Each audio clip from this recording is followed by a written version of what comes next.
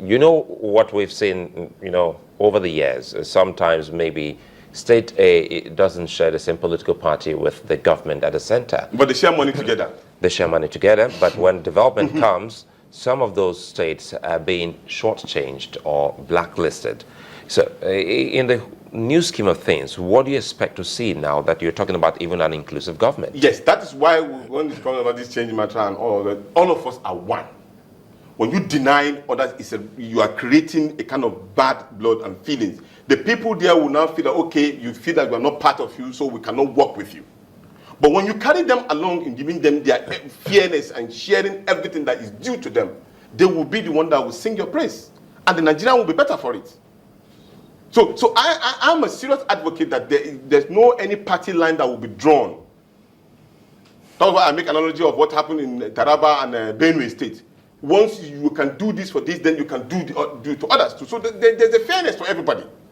And if you can do that, that means that you are father of all. Where you do not shake hands, probably you see somebody from another political party, when you come to shake hands, you just shake hands, no, it's not part of me. I'm going to make sure that he loses elections. Why? It doesn't add. Sorry, Papa, the issue of agriculture, yes, which I still want to go back yes, to, because I'm trying to look at how many, it looks like an octopus when we talk about agriculture. I'm going to tease you. Are you hungry? A lot of food this morning. Plenty of food for everyone. If Mr. Tanko can actually give us the roadmap to looking at it broadly and agric, and looking at states in the country. We have 36 of them, and it will seem that every state has something to produce, to put on the table in terms of food.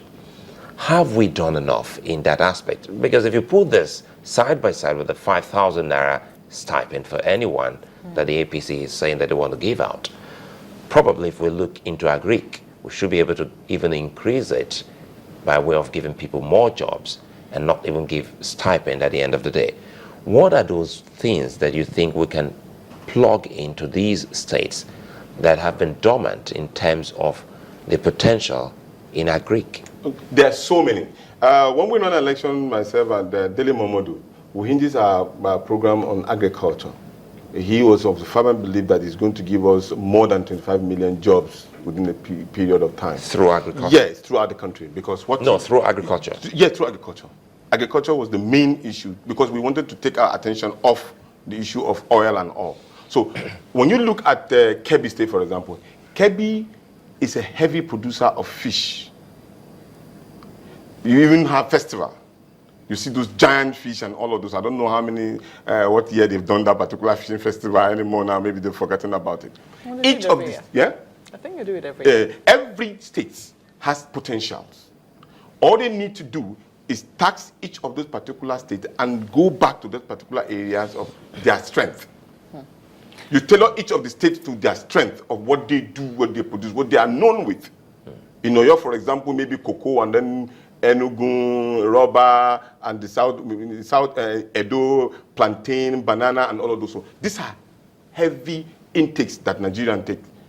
So we need to tailor each state with what it produces. Have a roadmap, increasing the plantation, getting more people involved, paying them handsomely, so they do not look at agriculture as a dirty or probably work that cannot pay. Majority of the people in the north, way back then, when you produce groundnut and oil and cottons, they don't rely on any white-collar job. It is that particular money that they use in going to Hajj, because up north, the major thing that you want to do in life is gather enough money to go to Hajj. I think I'm catching in on the agriculture balls right now. Yeah, it is the key. Maybe it's my hunger as well, but I'm just, hammering on Sulaiman's point now. Yes. You're stretching it a bit further. He was talking about how, the cooperation between the federal government and the states sometimes are dependent on the fact or sometimes on whether they are in the same political party. And sometimes if they're not, some of these good policies that the federal government wants to implement, even if that state is the best state to start that policy from, you might find that there might be a lethargy on the part of the federal government because that state is not. That is when we need to really have a change of attitude. We didn't have to change of attitude, because actually it is not about the state, it's the people. The people in Kebbi State or Edo State are Nigerians. And once you can provide them with a sense of living that will be comfortable for them, there is no need for you to have any disparity. And besides, when you take it to a public debate, if you have a combined discussion with the governors, as regard to say, the federal government can provide you X, A, B, C, D, tractors, this and that and that and that to help your farmers, and you bring it to the public demand and the people are aware of it all. Through the ministry, don't forget, the Ministry of Agriculture has different departments everywhere in the Federal Republic of Nigeria. I'm just a little curious. You said your party, your presidential candidate once, as Sadele Momodu, he said that you could generate 25 million jobs from agriculture alone. I'm just wondering, though, it seems that your party somewhat tacitly supports President Buhari. Is that right? No. In the National Conscience Party, we support programs that are masses-driven. Anything that is tied down to the benefit of the Nigerian people, we support it. Is he still a member of your party? Of course he is. Okay. He is. He's still a member of the National Conscience Party. The last time I spoke with him, he told me directly. In fact, what happened was that he was in Abuja. He wanted to take this particular lapel on my chest to give it to him, that where is his own. So, to me, that confirms his eligibility as a member of the National Conscience. So if you suggest these grand plans, for instance, and you see it being implemented, how do you think that puts your party in good stead? Good. You know, the truth about it is that when it comes to politics, the National Conscience Party believe in Nigeria as one. And anything that will upgrade the democratic tenets, we are part of it.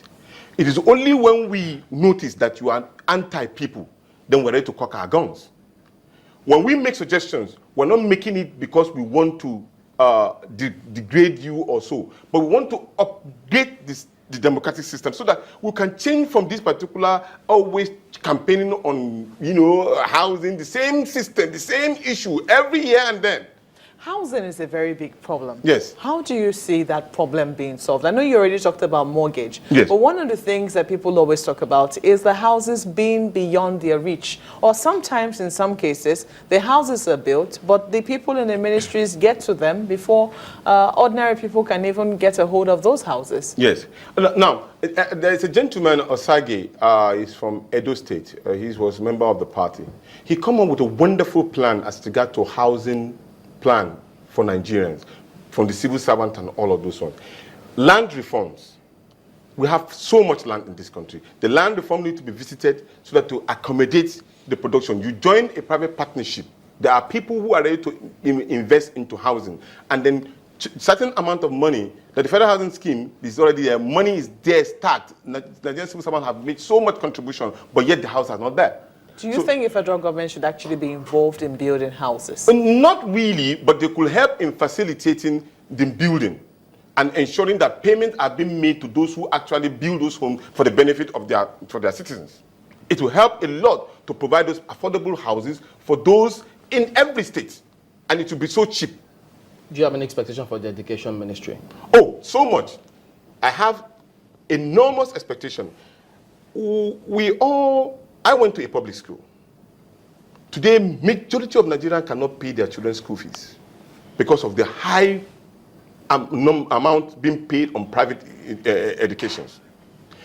We expect the education ministry to quickly go back to a drawing board.